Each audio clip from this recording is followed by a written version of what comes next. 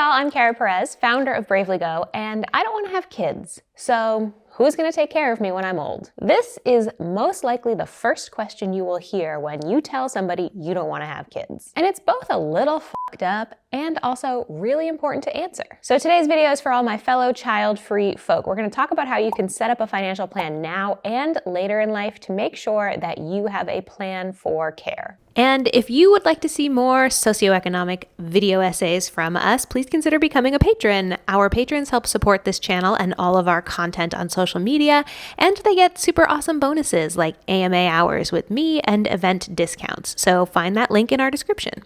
First, let's be clear that kids are not a retirement plan in general, and having kids just so that you have someone to take care of you later in life is a really bad idea, and also absolutely no guarantee of care. Taking care of aging parents is expensive and time-consuming and can be emotionally draining, especially here in the United States where there is a home health care worker shortage and aging is really expensive because of our messed up healthcare. Even with rapid growth, home care agencies can't meet demand.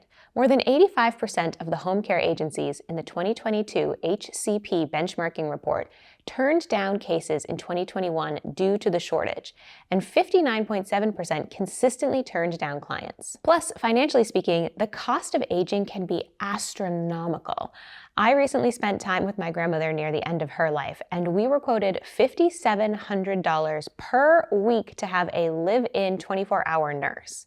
$5,700 per week. That's not per month, that is per week. As more and more adults remain child-free, the question really does become, what is the plan? Who will be there to make healthcare decisions for you or to act as your legal representative if you are incapable? And I do think these questions and more are really, really important to answer. And it's important that our younger, healthier selves make decisions and set up systems for our older and potentially unhealthy selves. Like I mentioned, I was with my grandmother near the end of her life, and I really did see the power in community. My grandmother did have multiple children, and they were all deeply involved in her end-of-life planning and her end-of-life care. I'm also still lucky that I have my other grandmother who literally lives in one of my aunt's houses. So what's the number one thing I think we should all be doing? Building community. We absolutely are going to need people who can both take care of us and make decisions for us. And if you don't have biological children, you're going to need other people in your life. This could be friends, this could be other family members, this could be community members, but we're going to need community. I talk about this all the time, and there's a lot of other videos on this channel where I mention building financial community and personal community, but it really is the crux of everything in our lives. Please don't isolate yourself. If you have friends that are all having kids and you're not, be the fun aunt who goes to little Mikey's soccer games. Be the fun uncle who goes to see Susie perform in Swan Lake. Introduce yourself to your neighbors. Get involved in community initiatives. Volunteer your time. Build community with people. Isolation quite literally kills, and not having a community in your older years will be devastating. I stress community at the beginning of this video because we're going to need people to become our power of attorney, to become our healthcare proxies, and potentially to let us live with them. So here is the plan that I want you to follow if you're child-free and planning for aging. First, I want you to set up retirement accounts. Second, a will. Third, a healthcare proxy. And fourth, a power of attorney. I'm talking about investing now during your working years so that when you retire or when you are in your 80s and 90s, you have a pile of money that you can pull from to pay for your healthcare expenses, your housing expenses, your food expenses, etc., etc. Retirement accounts are things like a 401k, a 403b, a SEP IRA, a Roth IRA, and a traditional IRA. There's a lot more out there if you're in the United States, but these are kind of the big common ones. If you're at a job that offers a workplace retirement plan, especially if it offers a match, meaning the company is going to match the amount of contributions that you make, please take advantage of it.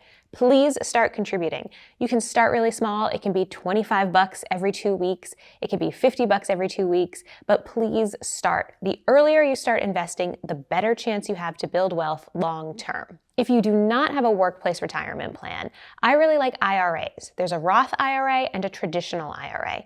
They work much the same, but a traditional IRA is better for higher earning people, and a Roth is better for lower earning people, and I'm talking about under $100,000 is better for or a Roth. Building a solid investment strategy should be everyone's number one retirement planning step. And I mean everyone, people with kids and people without kids, we should all be doing this. But this is especially important for my child-free folks who will not have any children who can potentially support them in old age. And as I said earlier, please, literally anything is better than nothing. I would rather go into retirement being a multimillionaire, but I'd also rather go into retirement with $300,000 to my name than $0 to my name. The next thing I want you to set up is a will. Wills are legal documents that most people use to lay out what they want to happen to their assets and their stuff after they pass away. But you can actually put a lot more information into a will. There's also something called a living will. A living will can lay out healthcare directives, meaning you lay out different scenarios and how you would like your health to be taken care of if those scenarios arrive. So this is a really fantastic way for child-free people to have their healthcare wishes met if they are incapable of making decisions on their own. And of course, a more traditional will is where we are laying out, I want Susie to get the glassware and I want Mikey to get the silver. You need both. Now there's also other things that you need to lay out for your later in life care, such as your power of attorney and possibly your healthcare proxy. Let's talk about those. Power of attorney is really important in the United States. Right now, when you are capable and clear and legally cognizant, you act for yourself. You're kind of your own legal representative. But if you're incapable of thinking for yourself or acting for yourself for whatever reason, and at whatever age, you can designate somebody to make legal decisions on your behalf. That's what power of attorney is. This person will be legally authorized to make decisions for you, and those decisions will carry the same weight as if you had made them for yourself. Your power of attorney can be anyone that you want. It can be a lawyer that you hire for this purpose. It can be a friend, it can be a cousin, it can be a sibling, some sort of family member, someone from your church. Your power of attorney should be somebody that you trust, and specifically that you trust to put your needs and wishes first. And that doesn't have to be somebody that you gave birth to. A healthcare proxy is somebody who can make healthcare decisions on your behalf if you're unable to. So if you are unconscious or if you are deemed legally unable to decide things for yourself, a healthcare proxy will help determine what treatment and what drugs you receive. Please designate a healthcare proxy, and please have a living will that states how you want certain healthcare decisions to go, especially if you are someone that is genetically biased towards certain healthcare conditions. If you know you're high risk for breast cancer, if you know you're high risk for colon cancer, put in the treatment plan that you would like to see into your living will. Hire someone or assign someone to be your healthcare proxy and tell them what you want. Because let's face it, bodies are weird things. I'm 35 and I've just had a hell of a year with my own body and my own health. You could need a healthcare proxy at 26 or 86, honestly. Put a lot of thought into this decision because a healthcare proxy will play a really big role in your life. And ultimately, your healthcare proxy may have to decide whether or not you get resuscitated. And then finally, the third part of our trifecta here is going to be an executor of the will. An executor is someone who administers a person's estate upon their death. This person is going to make sure that you have the type of funeral that you want, that your couch goes to the person that you want it to, that your dog goes to the person you want it to, and that your assets are distributed in the way that you want it to. If you have this trio in place, you are in really good shape. Of course, you're going to continue to make decisions for yourself as long as you can, but having this trio in place means you've got a backup plan. And I would say everybody needs this team of Avengers here, but especially every child-free person. Let's talk about life insurance. I think pretty much every child-free person should have term life insurance, and I will link to a resource in the description for you about that. But let's talk about moving beyond term. Term life insurance is a type of death benefit that pays the heirs of the policyholder through a specified term of time.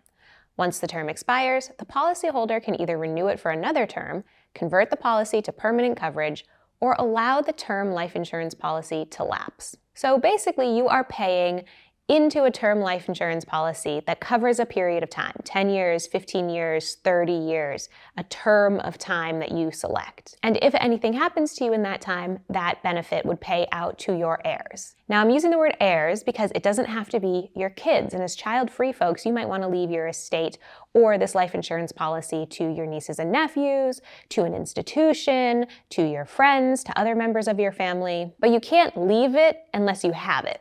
And I think term insurance is generally a good idea for child-free folk because it's cheaper than whole life insurance. It's more flexible than whole life insurance. And there's way fewer fees that you're going to pay in the long run with term. So like I said, I've linked to a company you can check out in the description. But beyond term insurance, there's also long-term care insurance. Traditional long-term care policies work much like policies for auto or home insurance. You pay premiums, usually for as long as the policy is in effect, and make claims if you ever need the covered services. Long-term care insurance can be used to cover things like in-home nursing or an out-of-home nursing facility. You pay extra for the specific benefits that you want. Long-term care insurance can be very expensive, but for some child-free people, I do think it's a really good idea. If you are someone with a chronic illness, or like I mentioned earlier, someone who is very high risk for a specific illness, and you know that later in life is probably going to be very expensive on the healthcare front for you, I would definitely look into long care insurance. So, to sum up, our end-of-life care planning for child-free folks should include investing for retirement, getting a will, building community, determining your power of attorney, your healthcare proxy, and your executor of your will, getting term insurance, and possibly getting long-term care insurance. If you do all these things, you will be in a really, really good place as an older child-free person. Of course, there's more that you can add into this depending on your specific life needs, but if you've got any questions about this, definitely drop them in the comments. Let's talk about it. It's a really, really important conversation.